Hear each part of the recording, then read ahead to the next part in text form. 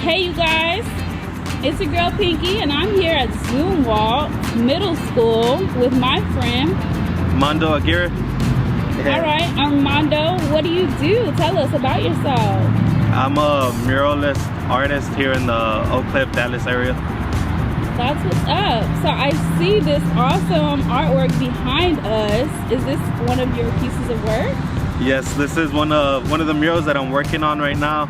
It's one of 4 that I've done with the DISD schools. 4. So like that's a lot of, you know, murals and artworks. Like how do you get started doing those? Well, these it's a partnership with a nonprofit called Shining Light Foundation. They're based out of Phoenix, Arizona, and they're the ones that got the contact with the schools. They reached out to the artist, and then they have the wall primed for me at least, and from there I have to scale the image, the design that I made for them, and we just kind of start chipping away at it little by little. That's crazy. So how long have you been doing artwork? Well, drawing and coloring, always did that growing up. I didn't really take it seriously until high school. Went to college for it, and when I graduated, COVID kind of threw all of us off. And that's when I decided to just really jump into my passion, which was to want to try and be a full-time artist, and that's what I've been doing ever since. Okay. I mean, shoot, you kind of picked up pretty fast, seeing as you've got already 4 murals for just DISD alone, and I'm sure you have others that you've done, right? Yeah. Yes, I've been very happy and thankful to have really good guidance with other artists from the Dallas-Fort Worth area that have been helping and just being supportive and just kind of letting me know that this is possible and that being a full-time artist can be done. That's what's up. So you want to explain to us just a little bit about what this mural is that we're looking at? You know, it says Black History Matters and it has a few, you know, Black leaders that we might recognize, but what does it mean, you know, to you, and so what message do you want others to receive from it? So this project, it was with the Shining Light Foundation, and their mission was to paint 29 murals for each day of the month of February, which is Black History Month. And for me, this mural or this whole project really speaks to me because they reached out to local schools. I grew up here in Oak Cliff, so the chance to give back really good quality artwork in my community where I live, I felt like, you know, that's what's keeping me going. That's what motivated me, and I want to make sure that just like how I was influenced by the art that I saw growing up, I want someone else to see that and to continue that, and, you know, make sure that we get further. Yeah. That's what's up. So you talk about growing up in Oak Cliff. Tell me a little bit about, you know, growing up in Oak Cliff. Like, you don't have to tell us all, but like, what are some schools that you went to that might have influenced, and how did they influence you growing up in Oak Cliff to be an artist now? Yeah, I went to Bald Story Middle School. Then from there, I transferred over to a Montessori, which was very different, seeing how the teachers kind of interacted with the students, how the schools themselves looked. Then I went and graduated from Soto Cliff High School, and there's not a lot of art, and there wasn't really an art teacher at the high school. At all. So I just want others who go to that go to the DISD schools that I went to know that we can cultivate this creative energy that we have, and that we can do something with it, even if it means doing it on your own or doing it outside of the school.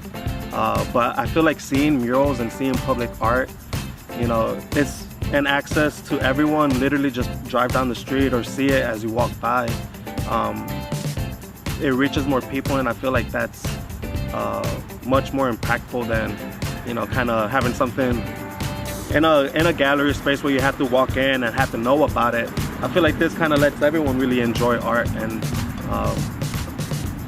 hopefully it does inspire and influence other people to follow that passion. as well.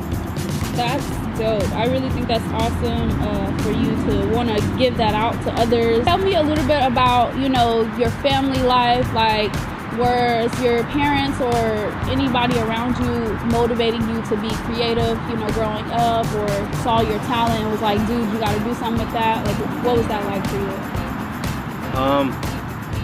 Yeah, like I said, I was always drawing and painting. Nothing too serious.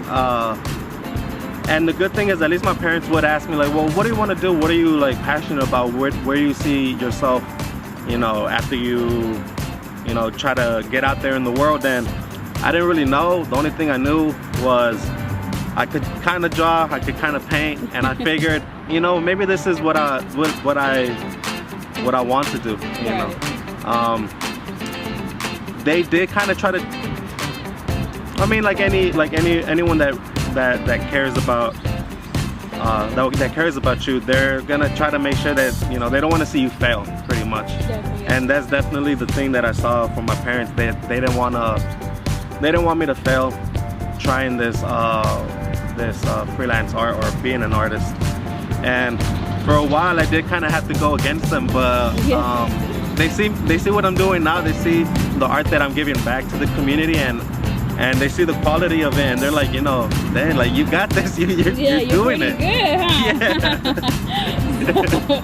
That's dope. I mean, a lot of parents aren't supportive, so that is amazing that your parents were, you know, supporting you, at least once they saw what you were doing in the community and that it was working out.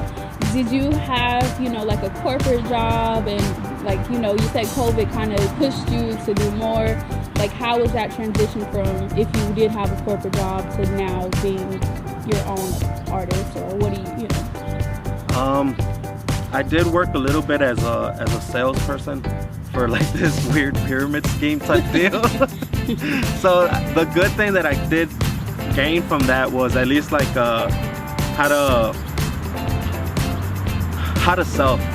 Not to say that I'm the best at that, but if I did more or less kind of good selling a product that's not mine, that I'm not passionate about, switching that over to like art, you know, going to businesses asking for the chance to paint something or to improve their business by, you know, bringing life and changing the energy or the space that they're in. Yeah, I came in definitely much more passionate with it.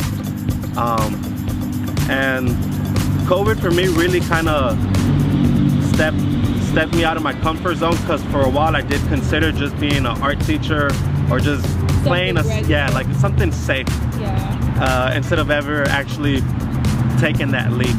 And I think that was like a perfect moment to actually try to see what could be done before I decided to kind of go back on the safety net, which is being an art teacher. Okay, so if, you know, you were having a conversation with someone who's maybe younger generation and wanted to have their artwork featured, you know, in major places, public places for people to see, like, what would be, you know, step one of what they should do? Like, what advice would you give in those situations? I would say don't wait for someone to give you that opportunity. Before I actually had any guidance from any other creatives, I did murals on my own. I did like maybe 3 or 4 of them, and then after that I met someone. They saw that I was doing that work already, and they're like, well, I guess it would make sense to kind of give them that extra push or a leading hand because they've already got that initiative. So I would definitely say don't wait for that to happen. You know, create your own opportunity, and from there you can build off. And if you fail, I mean, that's the best thing, because you're gonna learn, you're gonna build, you're gonna have somewhere else to start from than starting from nowhere. But I had to ask the kids if they knew who that was, and nobody knew. So we talked about Medgar Evers, which I'm glad you used somebody that, you know. Yeah. And then they could kind of see Rosa Parks. They knew Rosa Parks. Yeah. Before she was fully done, they could tell it was her. And they thought that was going to be Martin Luther King, because it was kind of round on this side, like square ear and kind of a rounded, and so they thought that was going to be Martin Luther King. I said, I bet it's not going to be Martin Luther King. But we've been watching it. Oh, thank you. Thank you so much. It's cool how you use the words. Yeah. Like you still kind of see them back there a little bit. Yeah. Those so I do the words, and that helps me scale the image that I'm gonna paint. So that way it just comes out more exact, more precise, and really? Yeah. So I can focus on actually painting it versus scaling it and like saying, oh, well, the eye is crooked, I gotta go back and fix it. So you use graffiti to help with the depth.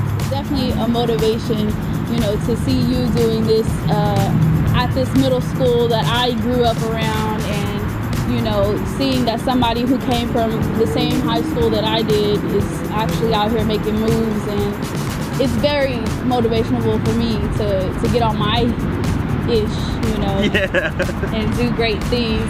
So tell us, like, what can we expect coming soon? What you working on? Any projects that are like just dope that you got coming up? Like, what can we expect to see next week?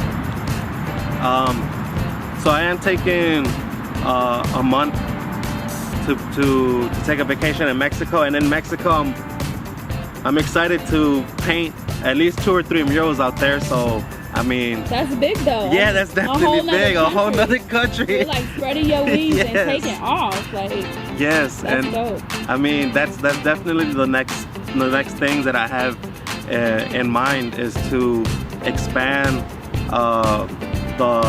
the places that I'm doing artwork, that I'm making public art. I want to go to different states, different countries. I want to be invited out to different places to be y'all hear that? To paint, you know. Yeah, y'all hear Armando. Come invite him to your state, your city. He gonna put some dope artwork in your city. I'm glad that you stepped into Lapinkky the show. You want to give any shout outs before we let you go? Shout out to my family for being there, even though y'all didn't really see the vision. Y'all definitely gonna be part of it, you know. The next step is to paint the world and to be invited to paint all around, and to support y'all with it. I mean, I love y'all, and I mean, this is what we're doing with it.